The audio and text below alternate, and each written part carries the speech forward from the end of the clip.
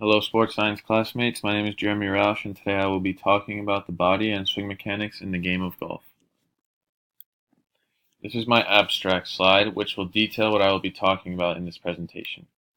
In this presentation I will be showing you guys about all the components of the golf swing and all body movements required to complete the swing. The components of the swing are the backswing, downswing, impact, and follow through. The bodily components are upper body, lower body, midsection, hands. Body mechanics.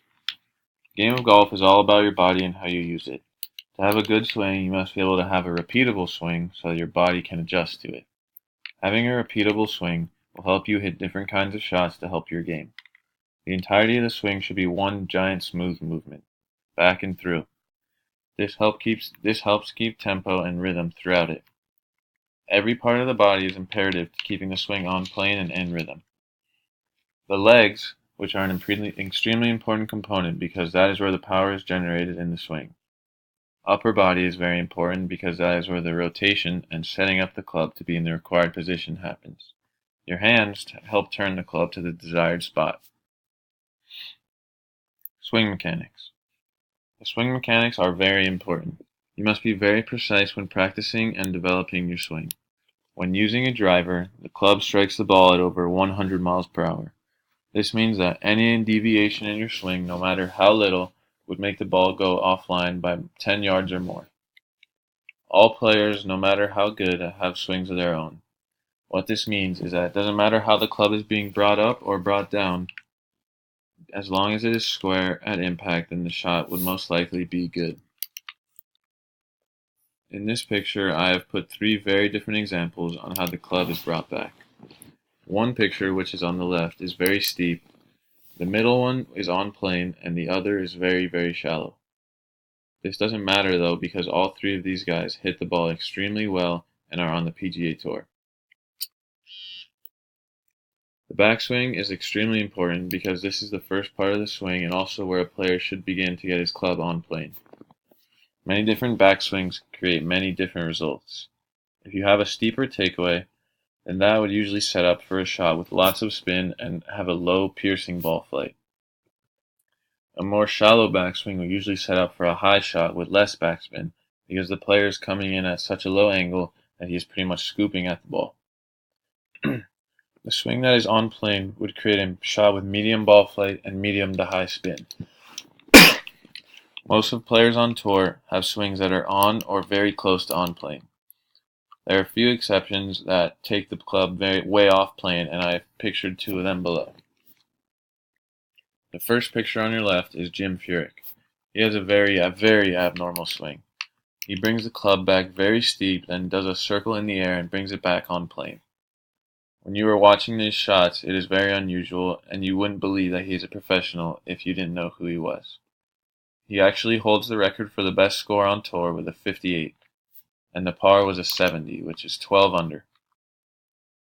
The second picture is Tiger Woods, who everyone knows. He is regarded as either the best or second best golfer of all time, Jack Nicklaus. The other is Jack Nicklaus. He has won 14 major championships, the second most of all time, also behind Jack Nicklaus. When watching Tiger play, you will notice that he has one of the most natural backswings ever. He swings the club so easily that it doesn't even look like he would be swinging at 125 miles per hour. He is probably the most natural athlete to ever play the game. His swing is very on plane and is what many would call a picture-perfect golf swing. He doesn't overswing the club or underswing when he takes it back. When he takes it back, the club stops almost perfectly parallel to the ground. This allows the possibility of less deviations in the swing and will help to hit better shots. The third picture is Matt Kuchar. He has a very weird backswing because he uses some extremely short clubs for his height. In the picture below, you can see how shallow his swing and hands are. It may not look good, but when he brings the club back down, it goes back on plane and he turns out to be one of the best ball strikers in the game. The upper body. Upper body is very important because that is what controls the club and what helps keep your tempo and rhythm in your swing. If your body is not working in sync with the club, then the shots you will hit will not be as pure and straight as they should be. The only things that should be moving in your upper body are your hands, arms, and chest. The hands are a very imperative part of the swing because that controls how the club face strikes the ball. It is important to keep them in sync with your chest and your arms. If you turn your hands over too fast when swinging the club, they will flip over and make the ball go way left. If you leave your hands open when the downswing occurs, then the ball will shoot off to the right and it will be hard to bring it back into play. When your hands are square with your arms and chest, then the shot will most likely go straight depending on the plane that the club strikes the ball. Your chest should be doing just two things in the swing, rotating and following through, although you have to keep a good tempo between your chest, arms, and hands to hit good shots. Downswing. The downswing is where the most important part of the game happens. You strike the ball. The entire golf swing should be one fluid movement, but both parts of it are very different. This is where shaping your ball and getting it to go where you want to go comes into play. The three major shot shapes in the game of golf are what we call a fade, a draw, and a straight shot. These three shots all require three very different downswings, and I will explain all three of them to you now. First shot shape I'll talk about is called a fade. To hit a fade, the player must have an outside to in swing. This means that when starting the swing, the backswing must start more on the outside so that when you bring it down, it comes inside and puts left to right spin on the ball. A good example of a player that uses a fade on tour is Dustin Johnson. He is one of the longest hitters on the PGA Tour, hitting the ball on average over 310 yards. His main shot shape is a fade, and he uses it on almost every drive. The next shot shape I will talk about is called a draw. For a draw, you must bring the club back inside and bring it down swinging out. If you strike the ball with a square face swinging out, this would put right to left spin on the ball and would create what us golfers call a draw. A good example for a player on tour that hits a draw is Justin Thomas. A straight shot is one of the hardest shots to hit in the game. The straight shot requires the club to be brought back straight back, and straight through. It sounds easy, but in reality it is very difficult because of the high speeds of the swing. Any little deviations in your swing will take the ball offline, no matter how little.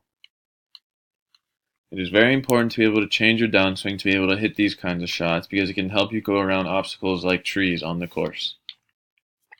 In the picture below, I put Tiger Woods. He is very good at hitting all three shot shapes.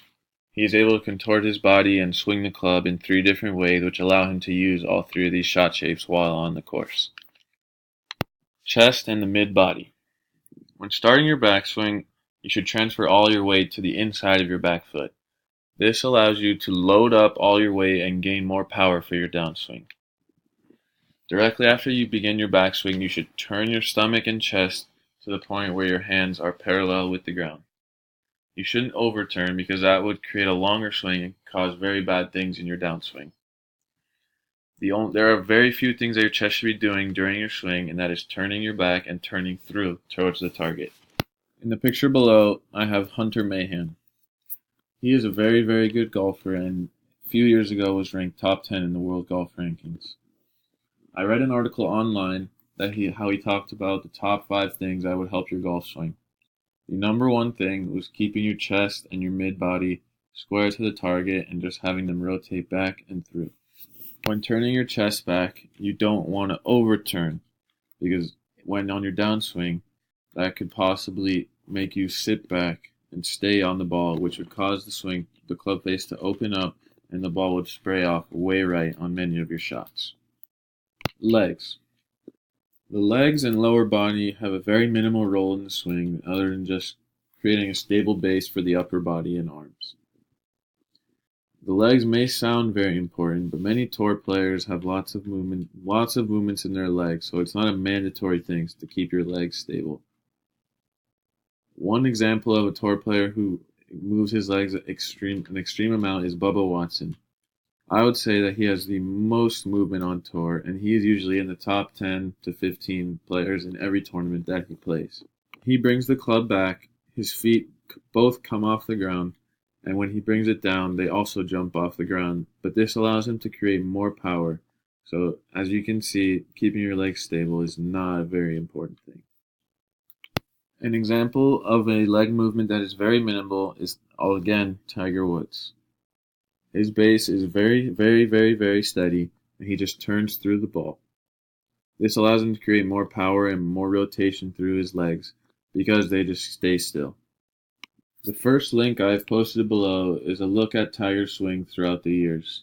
You can see here how his legs stay very still. The second link I have posted is Bubba's. This is just a look at one of his swings in slow motion, and you can see how much his feet and lower body moves throughout his entire swing. The next point I'll be talking about is the point of impact. This is probably the most important part of the swing. This is the time where all the other components of the swing come together and make contact with the ball. The downswing and backswing have very many variations, but this right here must all be the same throughout every player to hit good shots. When the club arrives at the ball, the club face must be very square, and your hands and arms must all be in rhythm to hit a good shot. Also, the legs also must be in sync with your upper body, because if your legs turn before the upper body turns, then that would allow the club to pass faster through the ball and would pull the shot left.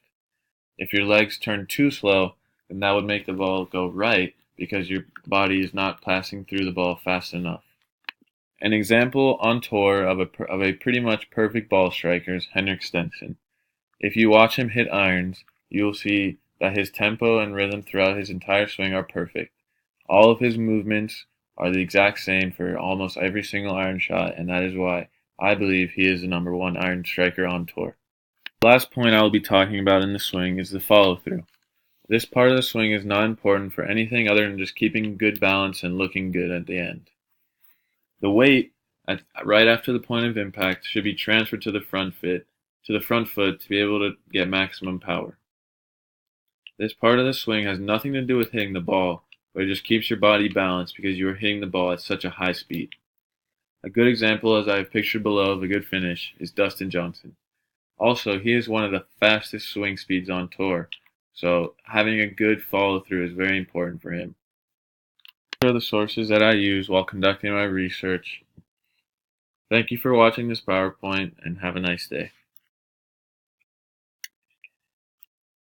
Let's get it.